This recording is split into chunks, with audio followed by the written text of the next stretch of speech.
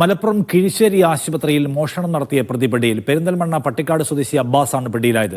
തിങ്കളാഴ്ചയാണ് കിടത്തി ചികിത്സ തേടിയ രോഗിയുടെ 50,000 രൂപയുമായി അബ്ബാസ് കടന്നുകളഞ്ഞത്. നിരവധി മോഷണ കേസുകളിൽ പ്രതിയാണ് അബ്ബാസ് എന്ന് പോലീസ് പറഞ്ഞു. ജംഷീർ കൊടിഞ്ഞി വിവരങ്ങളുമായി. ജംഷീർ, എന്താണ് വിശദാംശം? നിഷാദ്, തിങ്കളാഴ്ചയാണ് ഇത്തരത്തിൽ കീഴ്ശ്ശേരിയിലെ ആശുപത്രിയിൽ കിടത്തി ചികിത്സ തേടിയെത്തിയ ആളുടെ മുറിയിൽ നിന്ന് ഏതാണ്ട് 40,000-ലധികം രൂപ മോഷണം പോയിരുന്നത്.